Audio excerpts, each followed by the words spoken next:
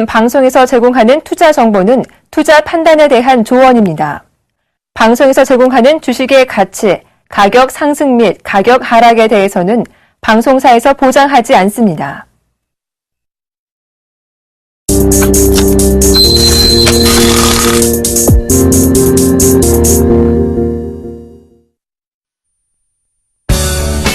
자꾸 빠지는 수익률에 주식 투자가 힘드세요? 이제 힘든 주식 투자는 그만. 차트 속 마디를 알면 누구나 가능한 쉽고 정확한 주식 투자. 마디매매 창시자 정재훈 멘토와 함께라면 당신의 수익률도 달라질 수 있습니다.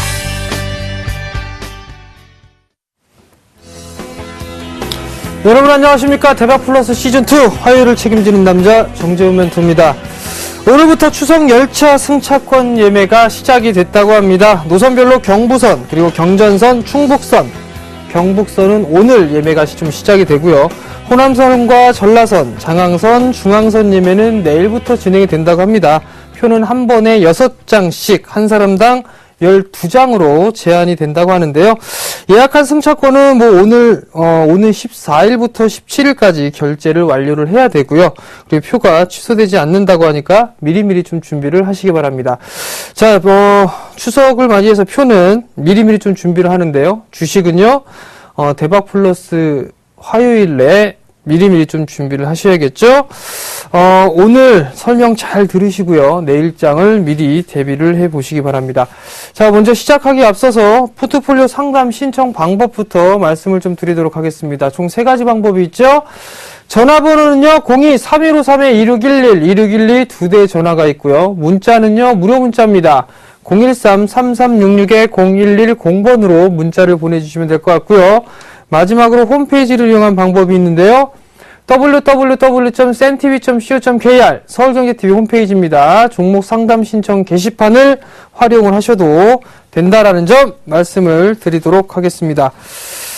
자, 오늘 시장을 한번 훑어봐야 될 것 같습니다. 오늘 시장은 가까스로 플러스 마감이 좀 됐네요. 거래소 시장은 2041.47포인트, 약 2.1포인트 상승을 했죠. 0.1% 상승을 했네요.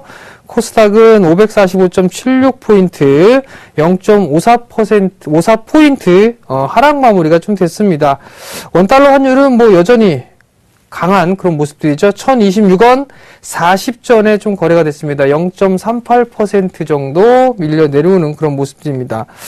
자, 일단 거래소 시장 같은 경우 2090포인트대까지 올랐다가 2020포인트대까지 조정이 좀 왔었죠. 지난주에 말씀을 드렸을 때 밀려버리게 된다면 2020포인트대까지 조정은 좀 나올 수 있을 겁니다. 라는 것들을 좀 말씀을 드렸을 거예요. 아마 반등이 나오게 되면 2060포인트 정도 때, 이 정도 때까지는 반등이 좀 나오지 않을까 싶은데요. 오늘은 일단 거래소 시장 같은 경우는 외국인 쪽에서 매수를 해주는 그런 모습들이 나타났습니다. 4거래일 만에 매수로 좀 전환이 됐었죠. 972억 정도 매수를 해주는 그런 모습들이 나타났고요. 반대로 기관 같은 경우는 계속적으로 매도 나오고 있죠. 627억 매도가 나왔습니다. 그리고 코스닥 같은 경우는 오늘 약한 흐름들이 좀 나타났습니다. 음봉의 좀 모습을 보였죠. 다행인 것은 외국인 쪽에서 약 135억 정도 매수를 해줬어요. 근데 기관 같은 경우는 342억 정도 매도를 해주는 그런 모습들이 나타났는데, 매도에 대한 주요 원인, 주체는 투신입니다. 투신 뭐 하는 애들인지 모르겠는데 계속적으로 매도 때려놓고 난 이후에 단기적으로 승부를 낼 수 있는 그런 종목군들로 베팅을 하는데, 이거 분명히 후폭풍 따라올 거라는 거 미리 좀 말씀을 드리도록 하겠고요. 그런 종목군들 따라 들어가지 마십시오. 기관 애들 좋은 일 시킬 필요성은 없을 것 같거든요. 콕 집어서 얘기하면 투신이죠. 투신 애들 좋은 일 시킬 수는 필요는 없다라는 점 말씀을 좀 드려봐야 될 것 같습니다. 자, 이제 내일하고 모레 이벤트가 좀 있죠. 내일 같은 경우는 일본의 GDP 발표가 있고요. 그 다음 날은 목요일이죠. 옵션 만길이 있습니다. 결국엔 이 옵션 만길의 눈치 보기가 좀 진행이 되고 있다라고 좀 보셔도 좋을 것 같습니다. 이제 금리 인하에 대한 여부가 목요일 날 좀 결정이 되겠죠. 그렇게 된다라면, 아마도 선반영을 좀 받는 그런 모습들이 나타났단 말이에요. 제 개인적으로는, 소문에 사서 뉴스에 팔아라라는 그런 얘기가 좀 생각이 납니다. 근데 0.25% 정도 하락을 할 것이다, 인하할 것이다라고 예상을 하고 있는데 만약에 깜짝 카드를 꺼내 든다라면 그 부분들은 어떻게 될지는 모르겠습니다. 뭐 미친 듯이 0.5%라든가 아니면 0.5%에 상응하는 뭔가 이 대책이 좀 나오게 된다라면 시장은 또 한 번 호재로 좀 받아들일 수 있지 않겠느냐라고 좀 생각을 하고 있습니다.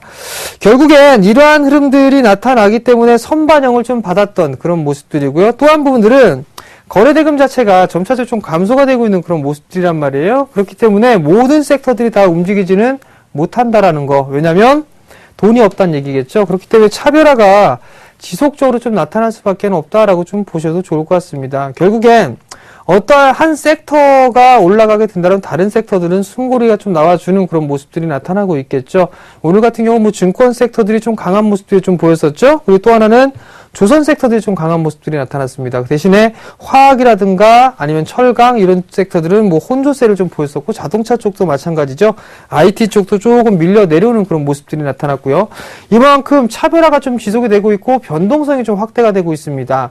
오늘 같은 흐름들을 좀 보게 되면 증권주라고 해도 다 움직이는 그런 모습들을 보이진 않았습니다. 오늘 동부증권 같은 경우는 급락이 나와주는 그런 모습들이 나타났었거든요. 뿐만 아니라 리온쿠첸 같은 경우도 급락이 나왔죠. 분명히 말씀을 드렸을 겁니다. 쿠쿠 상장을 했을 때 리온쿠첸은 분명히 때려야 된다 라는 부분들, 약속을 제가 말씀을 드렸던 부분을 지키신 분들이 있다라면 아마도 편안하게 시장을 좀 보지 않을까라는 생각을 좀 말씀을 드리고 싶고, 만약에 대응을 못하신 분들은 상당히 마음고생 하실 것이다 라는 말씀 드리도록 하겠습니다. 자, 일단 시장은 여기서 조금 마무리를 짓도록 하겠고, 원래 이 다음에 이어져야 될 거는 포트폴리오 상담이었었죠. 근데 포트폴리오 상담이 없단 말이죠, 제가. 그죠? 그러면 여기서 이제 뭐 하느냐? 강연회를 좀 말씀을 드릴 겁니다. 강연회를 준비를 했어요. 15일날, 16일날 연휴 때 쉬지 않고 강연회를 좀 준비를 했는데, 우선 8월 15일날 금요일이죠. 오후 1시입니다. 장소는요, 동부증권 인천지점이에요. 7호선 굴포천역 파연 출구로 나오시게 되면 되고요. 2층 건물에 있습니다. 2층에 있으니까 이쪽으로 오시면 될 것 같고, 참가비는 무료고요. 현장 접수니까 많이들 참여해 주시고요. 그 다음 날에는요, 16일이죠. 마찬가지로 시간은 오후 1시예요. 평소엔 2시에 진행했는데 1시라는 거. 장소는요, 우리투자증권 목동지점입니다. 목동지점 진행을 하는데요. 5호선이죠. 오목교역 1번 출구로 나오시게 되면, 쭉 올라오시게 되면 이마트 건물이 있어요. 그 건물 4층으로 올라오시면 되고, 참가비는 마찬가지로 무료입니다. 문의는요, 1577-7451번으로 문의를 하시면 될 것 같으니까요. 많이들 참여를 해주시고요. 제가 지난번 대구, 부산 강연회를 좀 갔다 왔었죠. 참 인연이 좀 많습니다. 대구, 부산하고는. 이게 좀 아기가 좀 잘 맞는 것 같아요. 저번에 갔을 때는 YB로도 좀 추천드렸었죠. 한 60% 이상 수익을 좀 안겨드렸는데, 요번에 가가지고 종목을 또 한 종목 드렸어요. 바로 시공테크라는 종목을 드렸었거든요. 그때도 똑같이 말씀을 좀 드렸을 거예요. 이거 조정 시에 매수하시게 되면 20-30%는 드실 겁니다.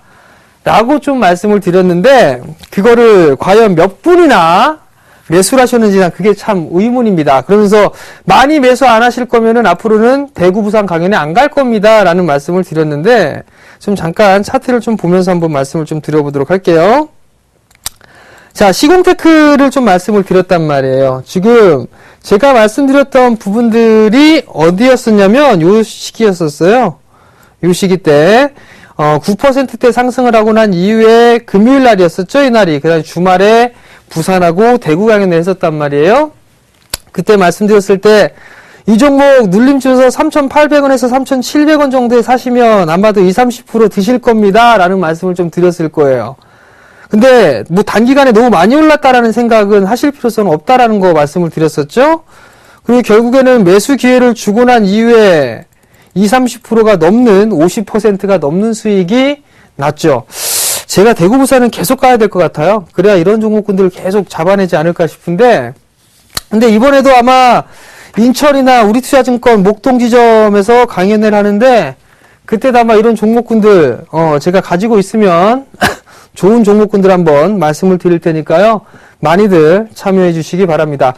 자, 일단 홍보는 여기까지 하도록 하고요. 잠시 뒤부터 정재훈 멘토와 함께하는 주식 재테크 본격적으로 시작해 보겠습니다.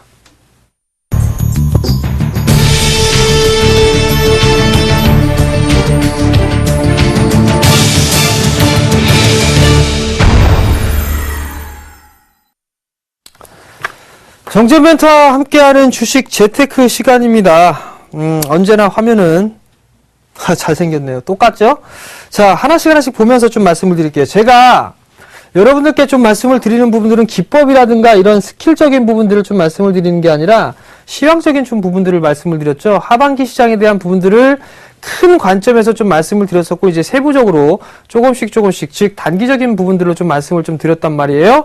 하반기에 됐을 때는 아마 그런 말씀들을 좀 많이 드렸을 거예요. 어떤 부분들을 많이 말씀드렸냐면, 그때 당시에는 외국인들의 매도가 나올 것이다, 뭐 이런저런 얘기가 나왔었는데, 분명히 매도는 없다라고 좀 말씀을 드렸죠. 근데, 최근에 좀 매도가 나왔단 말이에요. 그 부분 하나 시간에 좀 살펴볼 건데, 먼저, 지난주에 이슈적인 부분들 한번 살펴보셔야 될 것 같아요. 지정학적 리스크가 좀 있었습니다. 지정학적 리스크가 있었는데, 여기서 좀 봐야 될 부분들은 러시아와 서방국가, 유럽 쪽이죠? 갈등이 좀 부분들이 있었고, 이 부분들에 있어서는 우리나라 시장에서 큰 영향을 미치지는 못했습니다. 그죠?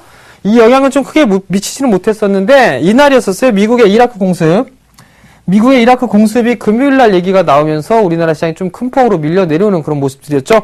오랜만에 1%대 하락을 좀 보였었던 그런 기억이 있었습니다. 근데 결국엔 이 부분들은 유럽 시장으로 넘어가서 유럽 시장 하락 마감을 했고, 그 다음에 미국 시장으로 넘어갔을 때 완화가 됐던 부분들, 지표가 괜찮다 이런 얘기만으로 미국 장이 좀 상승을 했어요. 그리고 난 이후에 이번 주 들어서면서 기술적인 반등의 흐름들이 좀 나타났었죠. 결국엔 단기적인 좀 이슈거리로 좀 볼 수가 있을 것 같은데, 일간에서는 이 부분들이 단기적인 부분들로 공습이 단기적으로 끝나는 게 아니라 좀 길게 펼쳐질 수도 있다라는 그런 얘기들을 좀 하고 있습니다. 그럼 여기서 한 가지를 좀 보자고요. 자, 지난주 이슈를 좀 보면서 말씀을 드리는 부분들인데, 과거에 이러한 이라크 공습에 대한 부분들이 과거에도 좀 있었단 말이에요. 그때 상승했던 게 있었습니다. 뭐였을까요? 그때 상승을 했던 부분들이 유가가 상승했었어요. 유가가 좀 상승을 해주는 그런 모습들이 나타났는데, 지금 유가가 상당히 좀 지금 싸게 거래가 되고 있단 말이죠. 만약에 유가가 상승을 해주는 그런 모습들이 나타나게 된다라면 아마도 정유 섹터의 단기적인 이슈거리가 좀 될 수가 있을 건데, 이거는 추세를 돌리기에는 힘들다. 즉 추세를 전환을 시키기에는 상당히 좀 힘들 것이다 라는 부분들을 미리 좀 말씀을 드릴게요. 왜냐하면 러시아와 우크라이나에 대한 부분들 얘기가 나왔을 때에도 유가가 좀 상승을 했었습니다. 그러면서 정유 섹터들이 다시 한번 움직이는 그런 모습들이 나타났는데, 결국 그 저점 자리대를 깨고 내려왔었죠. 그렇기 때문에 유가 부분들은 상승을 한다라면 이건 상당히 좀 문제거리가 될 거예요. 근데 유가가 급등을 하거나 그런 모습들은 아직까지는 포착이 좀 되고 있지는 않다라는 거, 그 부분들을 놓고 봤을 때는 아마도 단기적인 좀 이슈거리로 좀 볼 수가 있겠구나라고 좀 보셔도 좋을 것 같습니다. 자, 그 다음 부분 넘어가게 되면 유럽 시장이에요. 한동안은 유럽 시장에 대한 부분들을 좀 말씀을 드리지는 않았습니다. 근데 유럽 시장에 대한 중기 추세선이 이탈을 했습니다. 그 얘기는 무슨 얘기냐면 61선이 수급선이자 추세선이라고 했죠. 61선이 이미 오래전에 좀 깨져 내려왔는데 하단 거적을 지지했던 이 추세 라인대가 최근 들어 좀 깨져 내렸습니다. 2주 정도 가까이 좀 됐었는데, 그렇다는 얘기는 지금 유럽 쪽이죠. 22 통화정책회의, 과거에도 한번 좀 말씀을 드렸을 겁니다. 마이너스 금리를 좀 기조를 유지를 하고 난 이후에 제가 말씀을 드렸을 때 하반기 연말 때쯤에 갔을 때 아마도 통화정책을 더 한번 할 것이다. 그러면은 어떤 부분들이냐면 아마 돈을 찍어서 푸는 양적 완화를 좀 진행할 확률이 높다라는 얘기를 좀 말씀을 드렸을 거예요. 아마도 이 단계를 수순을 좀 밟아가는 것 같습니다. 지금 뭐 디플레이션 빠질 수도 있다, 다시 또 침체로 들 수 있다, 이런 얘기도 좀 많이 하고 있죠. 그 부분들은 당연히 양적 완화로 아마도 타겟책을 마련하지 않을까 싶습니다. 결국은 중기 유럽 시장 쪽에 중기 추세 이탈이 있다고 해서 우리나라 시장에서 크게 문제가 될 부분들은 없다라고 좀 보셔도 좋을 것 같고요. 반대로 신흥국 증시는 상대적으로 강한 모습들이 나타났습니다. 대표적으로 우리나라를 좀 들 수 있겠죠. 한국 증시가 상당히 좀 괜찮았었고요. 거기다 중국 시장도 괜찮았었고요. 그리고 필리핀 시장도 나름대로 괜찮은 모습들이 나타났단 말이죠. 베트남 쪽도 마찬가지고요. 결국에는 신흥국 쪽이 강한 모습들이 나타났다라는 얘기는 외국인 자금들이 선진 시장에서 빠져나와서 신흥국 쪽에 지금 투자가 되고 있다라는 부분들입니다. 이 부분들이기 때문에 상대적으로 선진 시장보다는 신흥국 쪽이 좀 강한 모습들이 나타나고 있다라고 좀 보셔도 좋을 것 같고, 그리고 많이 올랐어요. 선진 시장 같은 경우는 많이 올랐기 때문에 어느 정도 쉬어가는 그런 구간들이 나타나줘야 된다라고 좀 생각을 하면 될 것 같습니다. 미국 시장도 마찬가지죠. 많이 올랐기 때문에 쉬어가는 흐름들이 나오고 있는데, 지금 이제 뭐 베어마켓이다 뭐 이런 얘기들, 이제 본격적인 하락장이 시작됐다라는 사람들도 있습니다. 닥터둥이죠. 3년 내내 안 좋다고 얘기했습니다. 근데 잘 갔습니다. 잘 갔는데 제가 한 가지 좀 찜찜한 게 있어요. 3년 내내 안 좋다라는 얘기를 했는데 오늘 기사거리 보니까 기술적 반등이 나올 타이밍이다 이런 얘기를 했단 말이에요. 걔네들 얘기하는 꼭 반대로 가더라고요. 그럼 또 빠질 수가 있겠죠, 단기적으로. 그 부분들을 한번 생각을 해보시는 게 좋을 것 같고요. 한번 웃자고 얘기를 해본 거고요. 여전히 미국 시장 같은 경우도 견조한 모습들이 나타나고 있습니다. 그렇기 때문에 결국은 선진 시장에서 먼저 강한 모습들이 나타났었고, 그리고 난 이후에 쉬어가는 순간이 나타나면서 신흥국 쪽으로 순환매가 좀 돌아간다라고 좀 보셔도 좋을 것 같습니다. 중국 시장 같은 경우도 2200포인트를 넘어섰죠. 그 자리 때는 2250포인트 정도 때가 된다라면 어느 정도 좀 저항 라인 때예요. 좀 숨고리가 나올 수 있는 그런 자리대이기 때문에 크게 문제는 삼을 필요성은 없다라고 좀 생각을 하시면 좋을 것 같습니다. 자, 여기서 이제 우리나라 시장으로 돌아와서 외국인 쪽에서의 매도 전환이 나왔었습니다. 매도 전환이 나왔었는데, 지난주에 아마도 수급적인 부분들을 좀 잘 체크를 해보신 분들이라면 선물이 일단 매도가 나왔어요. 선물이 매도가 좀 나와주는 그런 모습들이 나타났었고, 현물 같은 경우를 좀 보게 되면 현물은 장 초반에는 매도를 했었어요.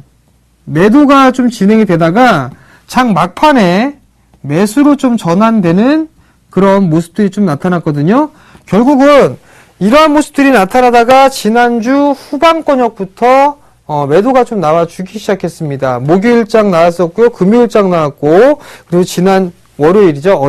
어제까지 좀 매도가 나와주는 그런 모습들이 나타났는데, 일단은 이 외국인 쪽에서의 매도가 전환이 됐다라는 거, 이 부분들로 놓고 봤을 때는 상당히 좀 얘기할 부분들이 상당히 좀 많습니다. 시장이 상승을 했을 때요. 7월 말경에 들어왔을 때, 이거를 말해, 7월 말이죠. 1조 원 가까이 매수를 했습니다. 1조 원 가까이 매수를 해주는 그런 모습들이 나타났었거든요. 그러면서 지수를 상승을 시켰단 말이에요.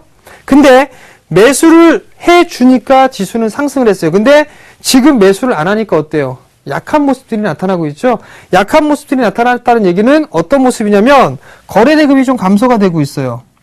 거래대금이 감소가 됐고, 지금도 마찬가지로 거래 감소가 되는 모습들이 이어지고 있는 그런 흐름들이 나타나고 있겠죠.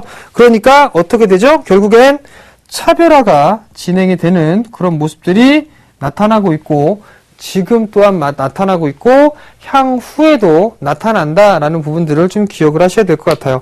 지난주에 이슈는 한 이 정도 했었습니다. 이 정도 했었는데, 잠깐 한번 이번 주에 있을 만한 그 부분들을 한번 살펴보고 넘어갈게요. 따로 적어오지는 않았는데, 이번 주에 보게 되면 가장 중요한 부분들이 옵션 만기일이에요. 그죠? 옵션 만기일 부분들이 하나가 있고, 그 다음에는 내일장이죠. 일본에 대한 GDP 발표가 있단 말이에요.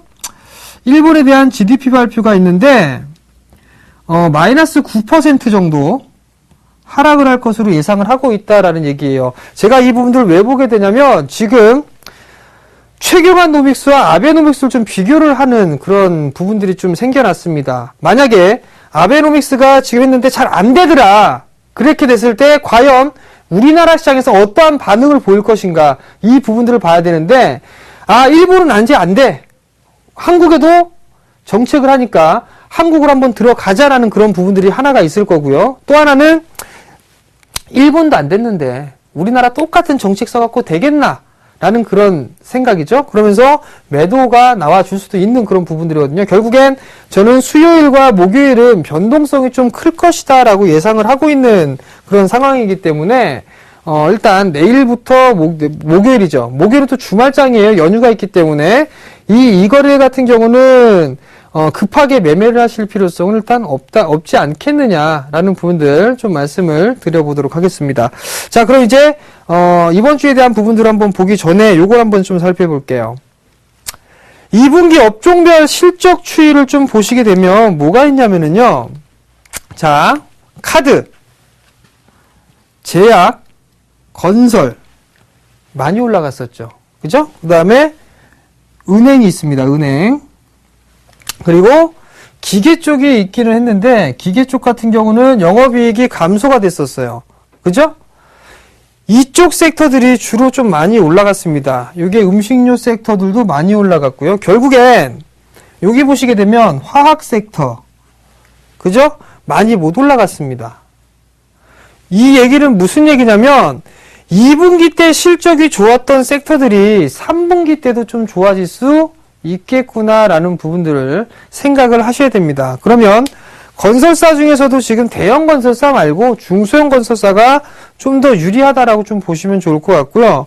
제약 섹터 같은 경우는 전통적인 제약업종, 뭐 한미약품이나 이런 쪽보다는 바이오 헬스케어 쪽으로 좀 보시는 전략이 좀 더 어떻겠느냐라고 좀 보고 싶고, 화학 쪽을 보느니 차라리 철강 쪽을 보는 게 훨씬 더 유리하겠다라는 부분들을 좀 기억을 하셔야 될 것 같아요. 여전히 실적에 대한 부분들이 2분기 때 좋았던 섹터들이 나름대로 좀 주가에 대한 수익률이 좀 괜찮았다.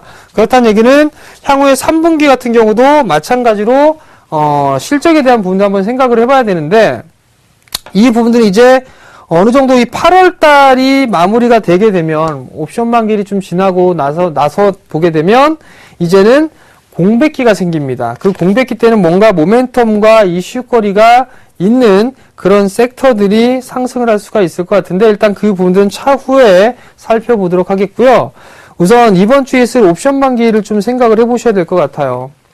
자, 먼저 수급적인 부분들을 보게 되면 거래소에 대한 수급을 보시게 되면 외국인 쪽은 꾸준하게 매수를 해줬습니다. 7월 한 달 동안 외국인은 4조 원이 넘는 매수세를 좀 보였었거든요. 반대로 기관애들은 2조 2천억을 매도를 했었고요. 개인들은 1조 6천억 가까이 매도를 했습니다.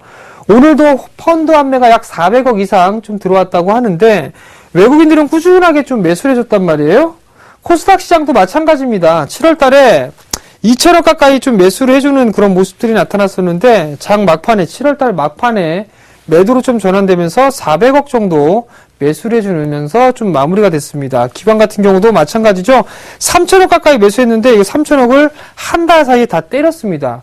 이거 뭐 하는 짓인지 모르겠어요. 이때쯤에 됐을 때 어떠한 모습들을 보였냐면 무분별하게 주가를 그냥 다 때려버렸죠. 무분별하게 때려버리면서 묻지마 매도 치고 난 이후에 경기 민감주들, 최경환 노믹스 이런 얘기 종목군들 나오면서 건설, 은행, 증권 얘네들이 좀 많이 올라갔었단 말이에요. 근데 무분별하게 매도를 때리고 난 이후에 보게 된다라면 저평가되어 있는 종목군들이 상당히 좀 많습니다. 그래서 한성은 이런 얘기를 했었죠. 이제 거래소 쪽으로 이동을 해야 된다라는 얘기가 있었지만 과연 그 거래소로 이동을 했을 때 만족할 만한 성과가 충분히 났었느냐라는 얘기예요. 그 얘기는 무슨 얘기냐면 이미 올라가고 난 이후에 얘기가 좀 나왔던 부분들이고, 또 하나는 차별화된 그런 모습들이 나타났었기 때문에 웬만한 섹터, 지금 주도 섹터, 많이 올라간 섹터로 볼 수 있는 은행 쪽이라든가 증권 섹터가 아니었다라면 큰 수익을 내기는 좀 어렵지 않았겠느냐라는 좀 생각을 합니다. 그럴 바에는 차라리 내가 가지고 있는 주식이 실적 좋게 나오고 저평가 구간에 있고 지금 트렌드에 맞아 떨어지는 종목이라면 그 종목을 갖고 있는 게 향후에는 더 좋은 결과가 좀 나지 않겠느냐라는 부분들 좀 말씀을 드릴게요. 이번 주에 가장 중요한 부분들이 있을 겁니다. 아마도 그게. 자, 여기서 좀 보시게 되면 뭐가 있냐면 7월 말에 윈도우 드레싱 효과가 나오면서 차익거래 쪽에 매수세가 상당히 좀 유입이 많이 됐었습니다.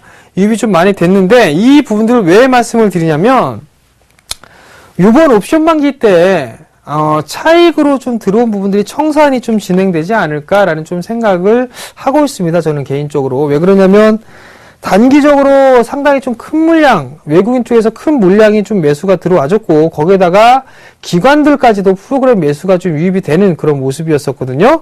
그렇기 때문에 차익거래에 대한 순매수 누적이 꾸준하게 올라갔었고, 지수과도 마찬가지로 상승을 해주는 그런 모습들이 나타났죠. 근데 여기 이 한 이유만으로 좀 보는 게 아니라, 증권 쪽에서 프로그램 순매수가 좀 유입을 했습니다. 유입을 시켰는데 프로그램 매수로 순매수를 좀 이어갔단 말이에요. 근데 증권 쪽 같은 경우는 단기적인 성향이 좀 짙습니다. 단기적인 좀 성향이 짙기 때문에 얘네들이 프로그램 매도가 좀 나오지 않겠느냐라는 부분들 좀 생각을 하고 있거든요. 일단 뚜껑은 열어봐야 될 부분들이지만 얘네들 같은 경우는 단기 성향이 좀 짙기 때문에 아마도 차익을 좀 하지 않겠느냐라고 좀 생각을 하고 있고요. 그 다음에 7월달 들어서면서 외국인 쪽에서 상당히 공격적으로 좀 매수를 해줬단 말이에요. 프로그램 매수도 대량으로 좀 들어왔고요.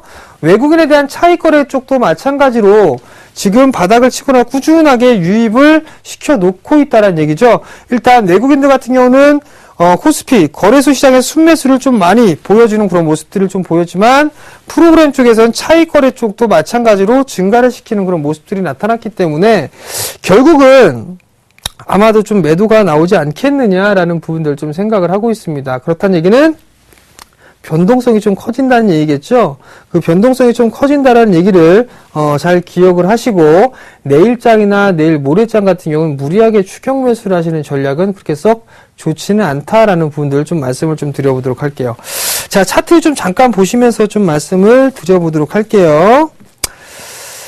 자, 일단 지수를 좀 보게 되면 지수 같은 경우 많이 올랐기 때문에 좀 조정이 나왔단 말이에요. 많이 나오게 된다면 2000포인트 초반권역까지 좀 나올 수가 있는 그런 부분들이지만 지금 종목별로 좀 차별화가 나오고 있어요. 그죠? 차별화가 나오고 있는데 가장 안 좋은 섹터를 좀 보게 된다면 조선 섹터가 제일 안 좋죠. 그 다음에 좀 보게 되면 화학 섹터가 좀 안 좋습니다. 그죠? 화학 섹터가 좀 안 좋은데 예를 들어서 LG화학 같은 부분들을 보게 되면 많이 올랐어요. 그죠? 23만원짜리대에서 거의 30만원대까지 올랐는데 여기서 왜 지금 주의를 좀 해야 되느냐라고 좀 말씀을 드리면 이렇게 한 차례 올랐어요. 그죠? 그래야지 저점이 나왔단 말이에요. 저점이 나오고 난 이후에 고점이 넘어갔죠. 그 이 마디폭만큼 올라간단 말이에요. 이 마디폭만큼 올라갔는데 목표치가 도달되고 난 이후에 쌍봉을 찍고 나서 빠졌단 말이에요. 결국엔 얘 같은 경우는 이 박스권역으로 진행이 되고 있는 그런 상황들이기 때문에 많이 빠지면 다시 이 폭만큼 밀린다고 말씀을 드렸죠. 다시 25만원대 중반권역까지 좀 밀릴 수가 있는 그런 상황들입니다. 일단 내일 121선을 좀 지지를 해줬기 때문에 이탈을 하는가 여부를 좀 살펴봐야 되거든요. 또 하나는 기본적으로 지금 현재 유행하고 있는 그런 패턴들이 아닙니다. 그게 무슨 얘기냐면 실적적인 부분들을 좀 보셔야 된다고 말씀을 드렸을 거예요. 실적은 그냥 그래요. 그죠? 작년 동기 대비보다 줄었습니다. 일단 실적이 증가가 되거나 아니면 뭐라 그랬죠? 저 PBR 종목이라 그랬죠? 근데 PBR도 뭐 저 PBR이 아닙니다. 그렇기 때문에 LG화학 같은 경우는 조금 부적합한 그런 부분들이 많다라는 부분들 말씀을 좀 드렸었죠. 그리고 또 하나는 만약에 이렇게 할 거라면 증시 Q 여보세요에서도 아마 말씀을 좀 드렸을 거예요. 대한주로 대한유화를 좀 말씀을 좀 드렸었죠. 자, 대한유화를 보세요. 대한유화를 보시게 되면 안 빠졌죠. 그죠? LG화학은 밀려 내려오고 있는데 안 빠졌단 말이에요. 그리고 또 한 부분들을 보게 되면 얘가 이렇게 움직일 수가 있겠죠. 그죠? 이렇게 목표치가 일단 남아있단 말이에요. 목표치가 남아있고 상승을 할 때 거래량이 좀 증가가 되면서 올라가고 있고요. 그죠? 그러면 충분히 LG화학보다는 이 친구를 좀 볼 필요성이 있을 것 같고요. 실적 한번 볼까요? 자, 실적을 좀 보시게 된다라면 2분기 때 104억 정도 예상을 하고 있단 말이에요. 작년보다는 안 좋은 그런 흐름들이네요. 근데 4분기 때, 지난 4분기 때 적자에서 흑자로 바로 돌아섰죠. 작년 같은 경우 170, 거의 180억의 영업이익인데 올해는 약 560억 정도 할 거란 말이에요. 실적 LG화학보다는 좀 괜찮네요. 그 다음에 또 볼 수 있는 게 뭐가 있을까요? PBR 있죠? PBR. 그죠? PBR. 어저께 지난주죠. 어저께가 아니라 PBR 밴드 좀 말씀드렸잖아요. 그죠?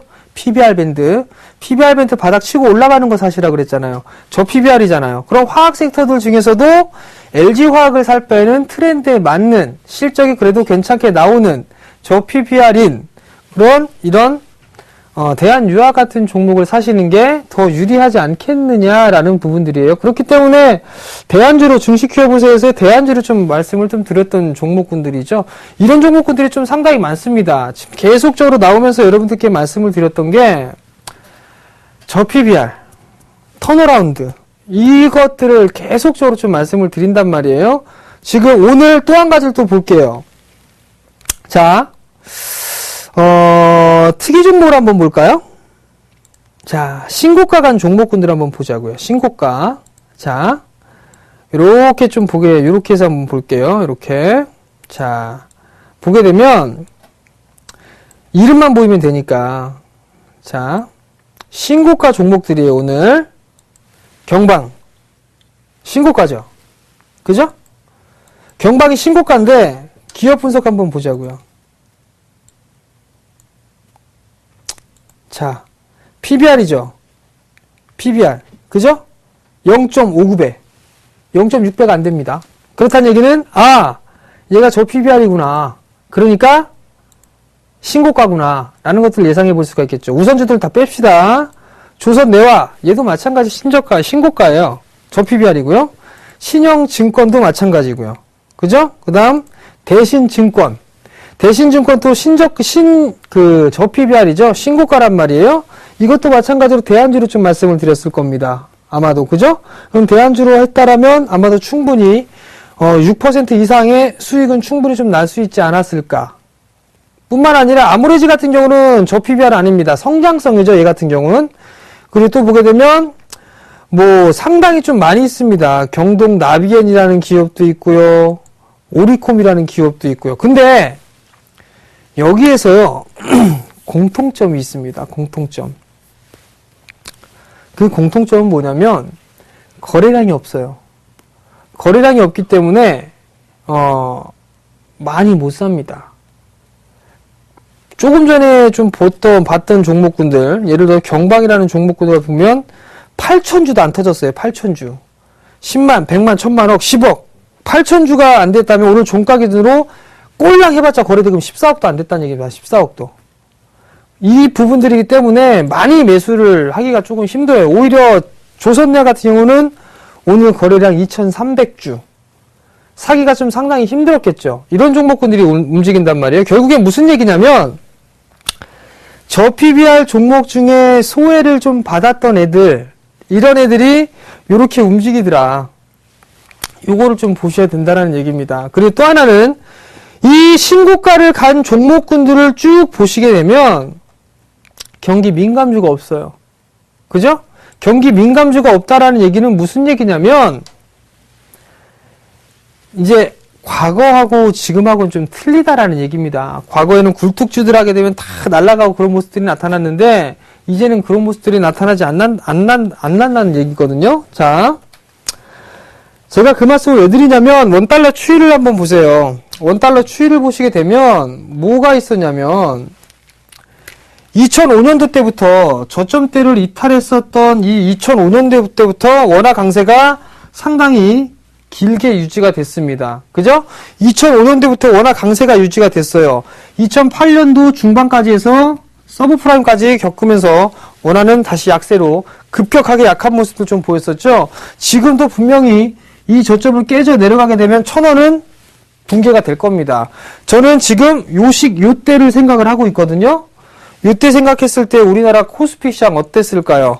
2005년도 때를 한번 보게 된다라면 바로 요때예요. 2005년도. 여기요. 2005년도가 여기거든요. 원달러 환율은 2005년 때부터 밑으로 꼬라 박았는데 지수는 급등이 나와주는 그런 모습들이 나타났었단 말이에요. 저는 이러한 시장이 분명히 올 거라고 좀 생각을 합니다. 올해 괜찮은 시장이 나타날 것이고 저는 올해보다는 내년 시장이 좀 더 좋을 것으로 예상을 하고 있거든요. 이러한 시장의 흐름들은 충분히 좀 나타날 수 있다라고 좀 보고 있습니다. 그렇기 때문에 개인 투자자분들께 말씀을 좀 드리고 싶은 부분들은 하루하루에 연연해하지 마셔라라는 거. 실적 좋고 그 다음에 믿을 만한 기업이면 어금니 꽉 깨물고 버틸 줄 아는 배짱도 필요하다라는 얘기입니다. 근데 여기에서 또 한 가지 중요한 부분들은 귀가 얇으면 안 돼요. 이제 대형주로 옮겨야 된다, 뭐 해야 된다, 다 얘기들 나온단 말이에요. 그러면 객관적인 근거를 한번 보자고요. 자, 차트를 좀 보시면서 말씀을 좀 드려볼게요. 자, 거래소입니다. 월봉 차트를 좀 보시고 난 다음에 2005년도 때부터 시작을 해서 거래소 시장이 몇 퍼센트가 올랐냐면 약 134%가 올랐어요. 4%가. 그죠? 여기 보시게 되면 이렇게 여기 134%가 올랐습니다. 근데 그걸 보면 요거는 지워버리고 대형주를 한번 봐야 되겠죠? 자, 대형주를 좀 보시게 되면 대형주가 2005년도 때가 여기란 말이에요. 저점이. 요 저점부터 시작해서 2008년도까지 대형 섹터를 보게 되면 몇 퍼센트가 올랐느냐? 쭉 보게 되면 약 110%가 상승을 했어요. 그죠?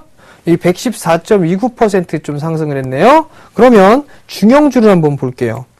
자, 중형주 똑같죠? 2005년도 저점입니다. 2005년도 저점이 요 자리대가 되겠죠. 그리고 나서 2008년도 때의 고점을 보게 되면 대충 걷습니다. 대충 걷는데 몇 퍼센트가 올랐어요? 250%가 넘게 올랐죠. 이게 중형주 섹터고요. 마지막으로 소형 섹터 보셔야겠죠? 자, 소형주 여기입니다. 2005년도가 이 자리대였었죠? 그리고 난 이후에 2008년도 때, 2007년도 때까지 상승했던 부분들을 보게 되면 몇 퍼센트냐? 바로 270%에 육박하는 지수 상승이 나왔습니다. 이 얘기는 지금 현재 대형주로 보는 것보다는 중소형주 섹터가 큰 수익이 날 확률이 높다라는 거. 그 부분들을 기억을 하셔야 될 것 같고요. 그 다음 지금 알고 있는 대형 섹터보다는 중소형주. 또 하나는 향후에 클 수 있는 그런 종목군들을 발굴을 해놔야 된다라는 부분들이에요. 자, 여기에서 제가 꿈을 깨시라는 의미에서 좀 한 가지만 좀 더 말씀을 드려볼게요. 인터넷 기사를 하나 용인해 봤습니다. 아우, 아가씨들 이쁜데요? 자, 인터넷 기사를 제가 캡처를 해왔습니다. 여기서 좀 보게 되면 뭐냐면, 아모레퍼시픽, 롯데쇼핑, 현대중공업을 뛰어넘다라고 기사가 나왔습니다. 이 얘기는 뭔 얘기냐면, 주식용어에서 뭐가 있습니까? 뛰어넘었다는 얘기는, 아모레퍼시픽의 시가총액이 롯데쇼핑과 현대중공업의 시가총액을 뛰어넘었다라는 얘기입니다. 그 얘기는 얘의 주가가 겁나게 잘 갔다라는 얘기겠죠? 이 밑에는 뭐예요? 화장품 팔죠. 잘 나가니까. 실적 대박이니까. 그러니까 올라가는 거란 말이에요. 현대중공업 어닝 쇼크죠. 그러니까 시가총액 40% 줄었다고 하잖아요. 그죠? 반토막. 무슨 얘기냐면 틀에서 깨어나시라는 얘기입니다. 틀에서 깨어나셔야 된다라는 거. 또 하나는 기사를 좀 캡처해 왔는데, 아모레퍼시픽이 7년 전만 해도 롯데쇼핑 대비 4분의 1밖에 안 됐다고 합니다. 근데 지금은 제꼈거든요. 그 여기는 시대의 변화를 가장 빠르고 분명하게 반영을 하고 있다라는 평가입니다. 즉 트렌드가 변한다라는 얘기겠죠. 또 하나는 모바일 쇼핑의 확대가 이러한 시대적 변화를 더욱 가속화시키고 있답니다. 모바일 결제들을 잘 봐야 된다는 얘기입니다. 무슨 말씀인지 아시겠죠? 자, 이 얘기는 무슨 얘기냐면 과거에 올랐었던 경기 민감주들은 안 된다는 얘기예요. 이제는 새롭게 대박이 날 만한 종목군들이 쏟아져 나온다라는 얘기입니다. 그거를 여러분들이 찾으셔야 됩니다. 어떻게 찾을까요? 대박 플러스 시즌 2 화요일 책임지는 남자 정재훈이죠. 강의를 꾸준하게 들으시면, 강연에 꾸준하게 들어오시면 된다라는 거. 말씀을 좀 드려보도록 하겠습니다. 자, 오늘 저는 여기서 조금 잠시 멈추고요. 포트폴리오 상담 이어가도록 하겠습니다.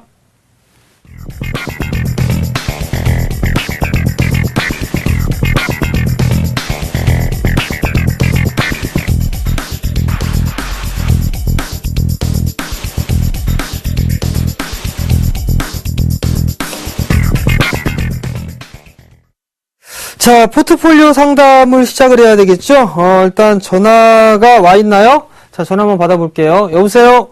여보세요? 네, 안녕하세요. 예, 안녕하세요. 예, 포트폴리오 상담을 하셨습니다. 지금 예, 세 예. 종목을 좀 갖고 계신데요. 예, 예. 화면을 좀 보시면서 말씀을 드릴게요. 포트폴리오가 맞는지 확인해 보세요. 예, 예. 자, KT 서브마린을 5,400원에 좀 매수를 하셨고요. 비중은 예. 50%시고요. 컴투스는 13만원에 25%. 마크로제는 57,000원에 25%. 총 100%를 갖고 계세요. 예, 예. 맞으시나요? 예, 맞습니다. 상당히 좀 공격적이신 것 같아요. 맞습니까? 예, 예. 공격적인 부분들이 있는데 하나씩 좀 보면서 말씀을 좀 드릴게요.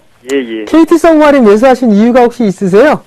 아, 전번에 제가, 정재훈 멘토님 팬이에요. 네. 예, 근데, 이게, 저번에 추천하실 때, 네.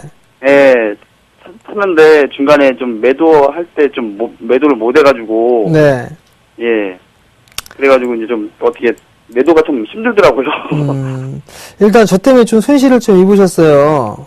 아, 괜찮습니다. 자, 일단 KT 서브마린 같은 경우를 좀 보게 되면 턴어라운드가 좀 예상이 되고 있는데 예, 예.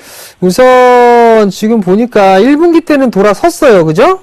예, 예. 근데 2분기 때가 어떻게 나올지가 관건이에요. 2분기 때가. 근데 아직까지 실적 발표를 안 했는데 잠깐 수급을 보게 되면 그렇게 썩 좋은 부분들은 아닙니다. 근데 외국인 쪽에서는 간헐적으로 계속 매수를 해주고 있거든요. 예, 예. 일단은 좀 봐도 괜찮을 것 같은데 예. 우선 이 확인을 하고 다시 접근을 하는 게 어떨까 싶습니다, 일단. 예. 그래서 5,400원짜리 때 좀 매수를 하셨어요. 예, 예. 저는 매수가 정도가 좀 오게 되면 예. 그냥 일단은 매도하고 나오시는 게 어떨까. 아. 네, 그래서 일단 매도 의견을 좀 드렸는데 그렇다고 해서 이게 크게 빠지거나 그럴 것 같지는 않아요. 아. 네, 크게 빠지거나 그럴 것 같지는 않은데 이게 또 자칫 잘못하게 되면 이 박스권으로 계속 몇 개월 동안 계속 흘러갈 수도 있을 것 같아서 아. 네, 그래서 일단은 짧게 매수가 정도 부분에 오게 되면 좀 매도를 하시고 나오시는 전략이 어떨까 싶고요. 아, 예. 네, 그리고 이제 두 번째 종목은 컴투스예요. 예, 예. 컴투스를 또 13만 원에 사셨어요. 예. 너무 좀 비싸게 사셨거든요. 아, 예. 좀 더 올라갈 것 같아가지고. 네, 자 수급을 보면 매수함에도 반복 나오고 있어요. 그죠? 아, 예. 매수에 대한 강도가 조금 강합니다. 기관 쪽에서는. 근데 일단은 매도와 매수가 이제 매도에 대한 물량도 조금씩 커지기 시작을 했어요. 아. 그리고 또 한 부분들은 신용을 좀 볼 수가 있는데 예, 예. 이 신용 비율이 8.36%입니다. 예. 상당히 높아요. 신용 비율이. 보통 5% 넘어가게 되면 많다라고 보는데 이건 8% 거의 상당히 좀 신용 물량이 좀 많거든요. 예, 예. 근데 여기 이 지금 컴투스가 계속 올라가는 이유를 좀 살펴보게 되면 게임이 잘 나가요. 게임이. 아. 네, 게임이 잘 나가는데 자료를 한번 보여드릴게요. 서머너즈 워라는 게임이 있습니다. 예. 증권사에서 아주 그냥 친절하게 적정 주가를 딱 그냥 매출이 얼마 나왔을 때 적정 주가를 좀 해줬더라고요. 예. 제가 요걸 좀 가지고 왔는데 지금 현재 이 서머너즈 워의 매출이 하루에 지금 7억 5천만 원 하고 있어요. 예. 7억 5천만 원 정도 하고 있거든요.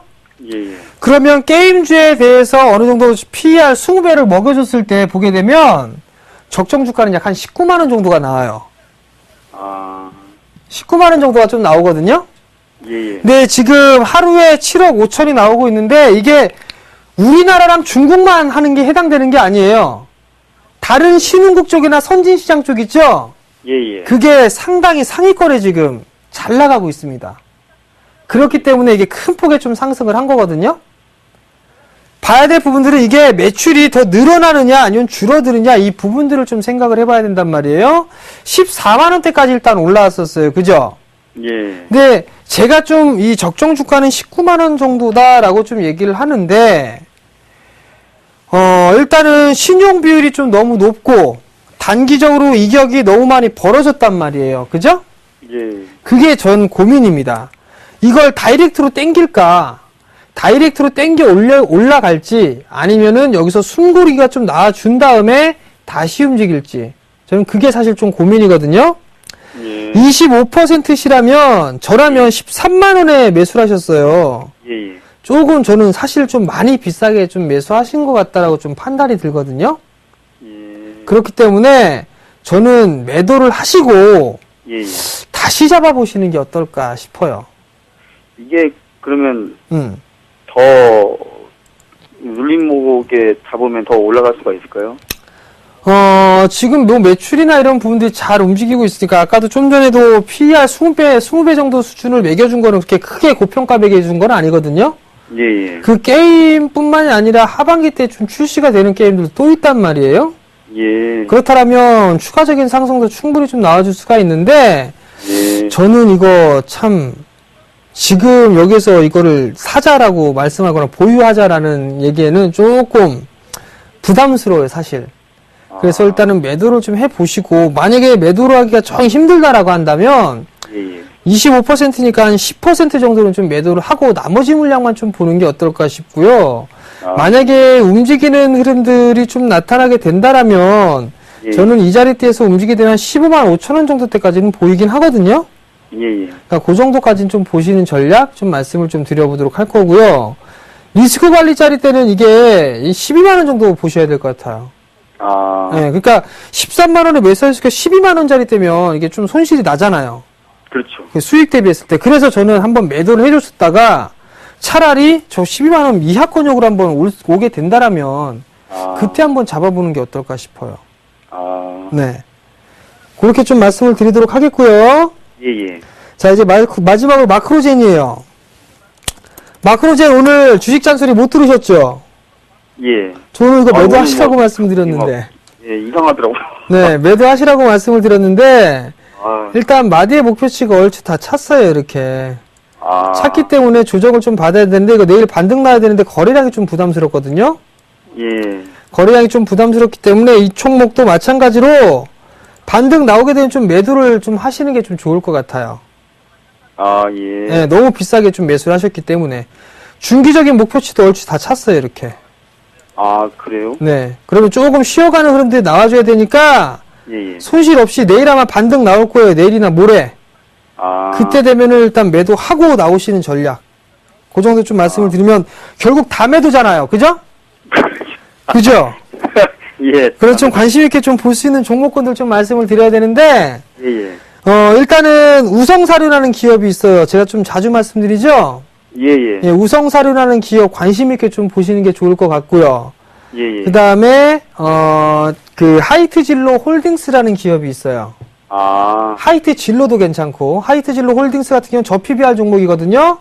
예. 그렇게 해서 두 종목, 그리고 마지막으로는, 지역난방공사. 배당놀이고. 네, 그렇게 세 종목을 한번 꾸려보시기 바랍니다. 이게, 네. 혹시 제일 비중이 많아서 그러는데, 네. KT 소금 할인이 5,400원까지 올까요? 올 수 있다고 봅니다. 네, 그러니까 너무 걱정하지 마시고요. 예, 다행입니다. 네. 자, 오늘 시간 관계상 여기서 좀 마무리 해야 될 것 같습니다. 알겠습니다. 네, 전화 주셔서 감사합니다. 너무 감사합니다. 네, 성공 투자하십시오. 예, 수고하세요. 네. 자, 일단 오늘 포트폴리오 상담까지 좀 마무리가 됐고요. 마지막으로 이제 강연의 공지를 한 번 더 말씀을 좀 해드리도록 하겠습니다. 자, 이번 주 금요일 8.15 광복절이죠? 오후 1시에 진행을 합니다. 장소는요, 동부증권 인천지점입니다. 7호선 굴포천역 8번 출구로 나오시면 바로 2층 건물에 동부증권 인천지점이 있으니까 오시면 될 것 같고요. 참가비는 무료입니다. 그리고 그 다음날 토요일이 되겠죠. 마찬가지로 시간은 오후 1시입니다. 우리투자증권 목동지점인데요. 오목교역 1번 출구로 나오셔가지고 좀 올라오시게 되면 이마트가 있습니다. 그 건물 4층에 있습니다. 4층에 있으니까 오시면 되고요. 참가비는 무료고요. 문의는요 1577-7451번으로 문의를 해주시면 될 것 같습니다. 오시는 게 아마 좋을 겁니다. 왜냐하고 이유는 말씀드리진 않겠습니다. 자, 오늘 저는 여기서 물러나도록 하겠고요. 다음 주 화요일 날 다시 찾아뵙도록 하겠습니다. 시청해주셔서 감사합니다.